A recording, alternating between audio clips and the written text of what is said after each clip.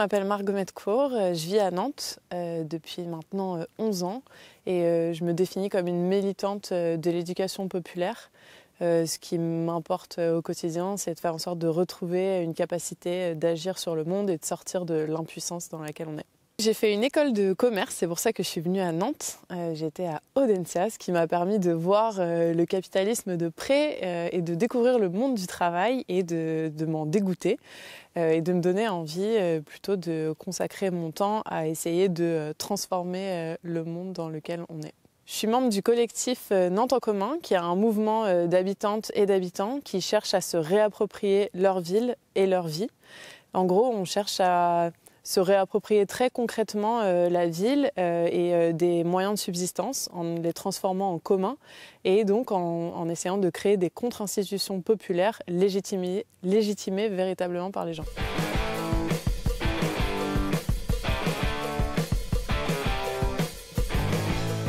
Aujourd'hui, on agit sur les secteurs de l'énergie, de la santé, de l'alimentation.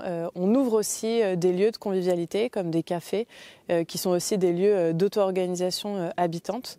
Ce qu'on a envie de faire dans les 5 ans à venir notamment, c'est faire en sorte qu'il y ait à peu près 30 000 personnes à Nantes et dans les alentours qui participent de près ou de loin au commun, aux contre-institutions qu'on est en train de créer. Donc en fait, c'est une véritable ville dans la ville qu'on essaye de créer, une nouvelle communauté politique et donc une véritable commune. Et par ailleurs, on a la particularité de vouloir se saisir des institutions locales, notamment en gagnant les élections municipales, les prochaines étant en 2026, et de s'en servir comme levier pour accélérer la transformation sociale qu'on est en train de mettre en place à Nantes.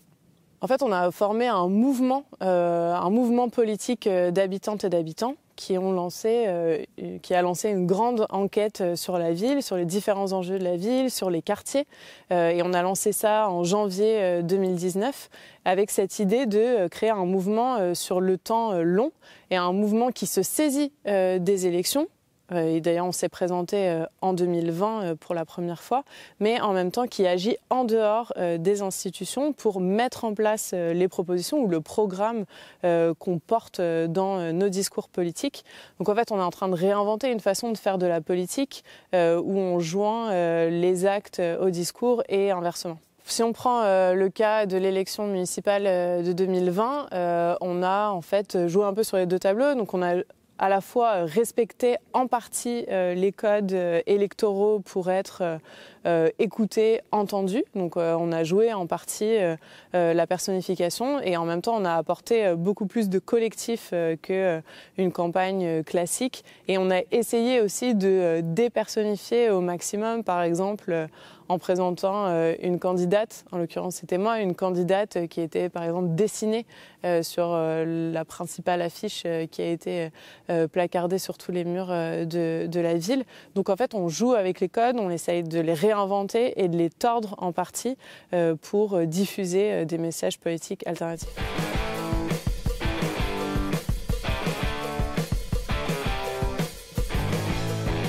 Nos besoins actuellement, ils sont plutôt d'ordre matériel, notamment d'avoir des lieux et d'ouvrir des lieux dans différents quartiers nantais. Et du coup, on a des besoins aussi financiers. Et ces besoins, enfin, si on avait plus de lieux et d'argent aussi, ça nous permettrait d'accélérer l'amorçage des communs qu'on est en train de créer.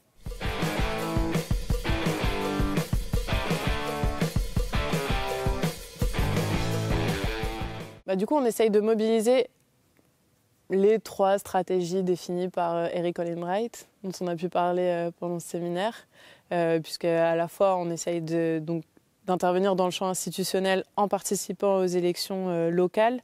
En même temps, on est sur une stratégie interstitielle en créant des communs et donc en essayant de préfigurer un autre monde possible. Et par ailleurs, on participe aussi à des luttes locales, à des mobilisations locales, que ce soit sur le droit au logement par exemple, avec la préservation d'une maison du peuple à Nantes ou alors sur des grands projets métropolitains d'attractivité, de métropolisation comme un projet de futur CHU par exemple qui est en fait antisocial, qui va à l'encontre de la santé publique et en plus qui est anti-écologique. Et du coup ces luttes nous permettent de créer des liens et des coalitions avec des acteurs locaux, que ce soit des acteurs écologistes ou syndicaux. Et tout un tas d'autres acteurs. Par ailleurs, on a ouvert un café associatif qui est à la fois notre QG, mais qui est aussi un lieu culturel et politique dans lequel se brassent énormément de militants d'horizons très différents qui n'ont pas forcément l'occasion de se côtoyer fréquemment.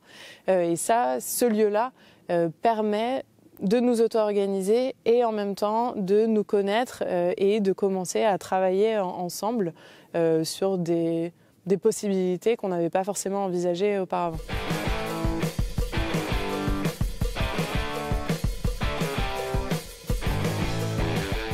Ce qu'on essaye de faire à Nantes, c'est de créer une forme d'autonomie là où on vit.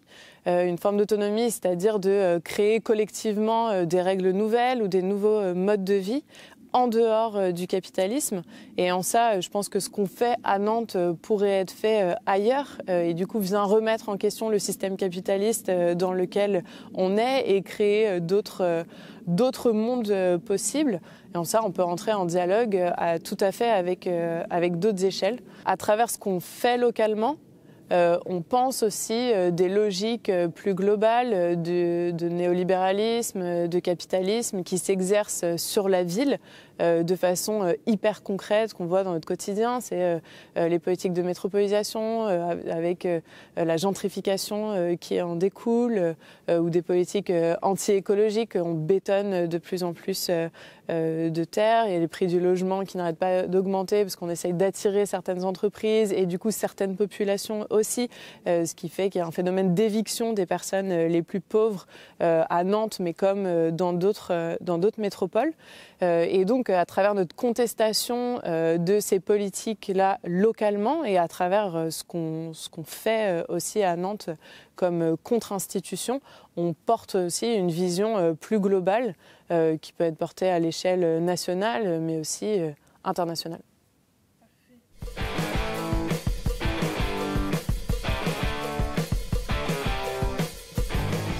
Au quotidien, j'essaye d'agir avec d'autres pour recréer du collectif, se redevenir puissant collectivement et le faire aussi de façon joyeuse parce que je pense qu'essayer de transformer la société, ça ne doit pas être un sacerdoce, ça doit faire en sorte qu'on se sente plus vivant, ça doit nous énergiser et on doit faire changer le monde en étant joyeux.